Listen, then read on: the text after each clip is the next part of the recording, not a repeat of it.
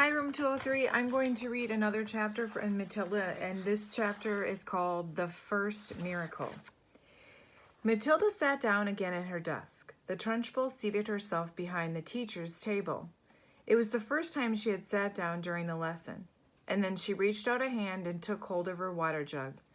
Still holding the jug by the handle but not lifting it yet, she said, "I have never been able to understand why small children are so disgusting.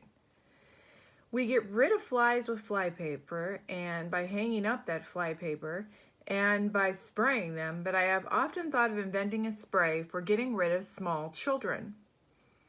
How splendid would it be to walk into this classroom with a gigantic spray gun in my hands and start pumping it, or better still, some huge strips of sticky paper. I would hang them all around the school and you'd all get stuck to them and that would be the end of it. Wouldn't that be a good idea, Miss Honey?" "If it's meant to be a joke, Headmistress, I don't think it is a very funny one," Miss Honey said from the back of the room. "You wouldn't, would you, Miss Honey?" Miss Trunchbull said. "And it's not meant to be a joke. But my idea of a perfect school, Miss Honey, is one that has no children in it at all. One of these days I shall start up a school like that. I think it will be very successful." "The woman is mad," Miss Honey was telling herself. "She's round the twist. She's the one who ought to be gotten rid of." The Trunchbull now lifted the large blue porcelain water jug and poured some water into her glass, and suddenly, with the water, came out the long and slimy newt straight into the glass. Plop! So there's a picture of it. Oh boy. The Trunchbull let out a yell and leapt off of her chair as though a firecracker had gone off underneath her. And now the children also saw the long, thin, slimy, yellow-bellied, lizard-like creature twisting and turning in the glass, and they squirmed and jumped up as well, shouting, "What is that? It's disgusting! It's a snake! It's a baby alligator! It's a crocodile!" "Look out, Miss Trunchbull," cried Lavender. "I'll bet it bites." The Trunchbull, this mighty female giant, stood there in her green breeches, quivering like a blancmange. She was especially furious that someone had succeeded in making her jump and yell like that because she prided herself on her toughness. She stared at the creature twisting and ringing in the glass. Curiously enough, she had never seen a newt before. Natural history was not her strong point. She hadn't the faintest idea what this thing was. It certainly looked extremely unpleasant. She slowly sat down again in her chair, and she looked at this moment more terrified than ever before. The fires of fury and hatred were smoldering in her small black eyes. "Matilda," she barked, "stand up." "Who, me? What have I done?" "I haven't done anything, Miss Trunchbull. Honestly, I haven't. I've never seen that slimy thing before. Stand up once, you filthy little maggot." Reluctantly, Matilda got to her feet. She was in the second row, and Lavender was in the row behind her, feeling a bit guilty. She hadn't intended to get her friend in trouble. On the other hand, she was certainly not about to own up to it. "You are a vile, repulsive, repellent, malicious little brute," the Trunchbull was shouting. "You are not fit to be in this school. You ought to be behind bars, and that's where you ought to be. I shall have you drummed out of this establishment in utter disgrace. I shall have the prefects chase you down the corridor and out of the front door with a hockey stick. I shall have the staff escort you home under armed guard, and then I shall make absolutely sure you are then sent to a reformatory for delinquent girls for the minimum of 40 years. The Trunchbull was in such a rage that her face had taken a boiled color. Little flecks of froth were gathering at the corners of her mouth, but she was not the only one who was losing her cool. Matilda was also beginning to see red. She didn't in the least mind being accused of having done something she actually had done. She could see the justice of that. However, a totally new experience for her is to be accused of a crime that she definitely had not committed. She had absolutely nothing to do with the beastly creature in the glass. "By golly," she thought, "that rotten Trunchbull isn't going to pin this one on me." "I did not do it," she screamed. There's Matilda screaming. And there's Trunchbull. "Oh, yes, you did," the Trunchbull roared back. "Nobody else could have Thought up a trick like this. Your father was right to warn me about you. The woman seemed to have lost control of herself completely. She was ranting like a maniac. You are finished in this school, young lady, she shouted. You're finished everywhere. I shall personally see to it that you're put away in a place where not even the crows can land their droppings on you. You will probably never see the light of day again. I'm telling you, I didn't do it, Matilda screamed. I've never seen a creature like that before in my life. You have put a crocodile in my drinking water, the Trunchbull yelled back. There is no worse crime in the world against the headmistress. Now sit down and don't say a word. Go on, sit down at once. But I'm telling you, Matilda shouted, refusing to sit down. Well, I'm telling you to shut up, the Trunchbull roared, and if you don't shut up once and sit down, I shall remove my belt and let you have it with the end of this that has the buckle. Slowly, Matilda sat down. Oh, the rottenness of it all, the unfairness. How dare they expel her for something she hadn't even done? Matilda felt herself getting angrier and angrier and angrier, and so unbearably angry that something was bound to explode inside of her very soon. The newt was still squirming in the tall glass of water. It looked horribly uncomfortable. The glass was not big enough for it.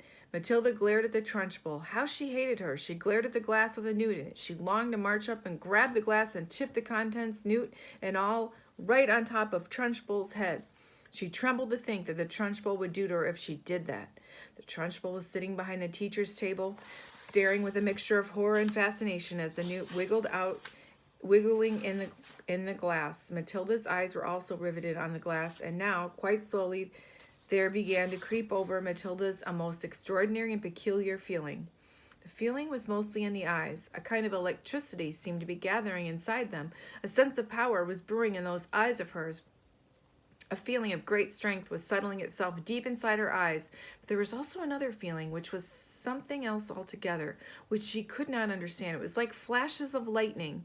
Little understanding was the waves of lightning seemed to be flashing out of her eyeballs.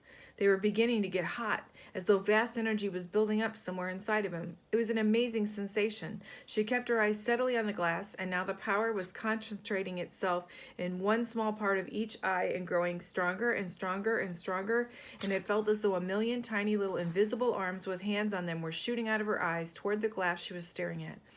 "Tip it," whispered Matilda. "Tip it over." She saw the glass wobble. It actually tilted backwards a fraction of an inch, and then it righted itself, and she kept pushing it with those millions of invisible little arms and hands that were reaching out from her eyes, feeling the power that was flashing straight from the two little black dots in the very centers of her eyeballs. "Tip it," she whispered again. "Tip it over." And once more the glass wobbled. She pushed harder, and still, willing her eyes to shoot out more power, and then very, very slowly, so slowly she could hardly see it happening, the glass began to lean backwards, farther and farther and farther backwards, until it was balancing on one edge of its base, and there it teetered for a few seconds before finally toppling over and falling with a sharp tinkle on the desk top. The water in it and the squirming newt splashed all over Miss Trunchbull's enormous chest. The headmistress let out a yell that must have rattled every window pane in the building, and for the second time in the last 5 minutes, she shot out of her chair like a rocket, the newt clutching desperately at the cotton smock where it was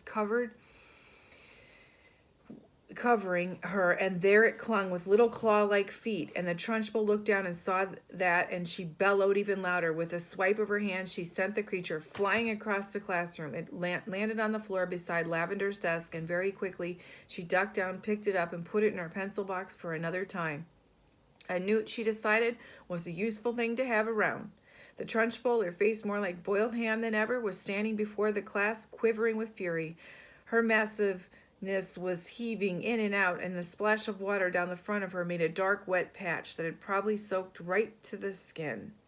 "Who did that? Come on, own up. Step forward. You can't escape this time. Who's responsible for this dirty job? Who pushed over the glass?" Nobody answered. The whole room remained silent as a tomb. There she is. Water all over, and the newt on her. "Matilda, it was you. I know it was you." Matilda in the second row sat very still and said nothing.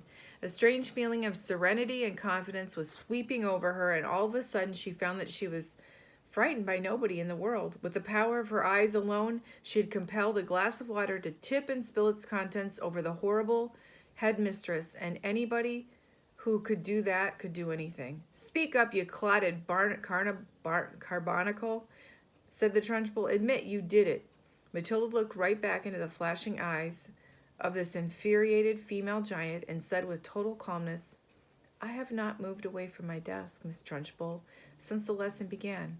I can say no more. Suddenly the entire class seemed to rise up against the headmistress. She didn't move, they cried out. Matilda didn't move. Nobody moved. You must have knocked it over yourself. I most certainly didn't knock it over myself. How dare you suggest that I did a thing? Speak up, Miss Honey. You must have seen everything. Who knocked over my glass? None of the children did, Miss Trunchbull. I can vouch for it. Nobody moved from his or her desk the whole time, except for Nigel, and he has not moved from his corner. Miss Trunchbull glared at Miss Honey. Miss Honey met her gaze without flinching. I'm telling you the truth, headmistress. You must have knocked it over without knowing it. That sort of thing is easy to do. I'm fed up with these useless bunch of midgets, said Trunchbull. I refuse to waste any more of my precious time in here. And with that, she marched out of the classroom, slammed the door behind her. In stunned silence that followed, Miss Honey walked to the front of the class, stood behind her table, and said, Whew! I think we've had enough school for the day, don't you? This class is dismissed. You may all go to the playground and wait for your parents to come and take you home. That's the end of that chapter. I hope you enjoyed it. I kind of felt good about the headmistress getting something bad happening to her since she's been so awful. The next chapter is called The Second Miracle, so it makes me think something else good will happen. So that was we just did one chapter today, and we'll do, in a couple more days, I'll do another. I miss all of you, and I hope you enjoy this Matilda chapter.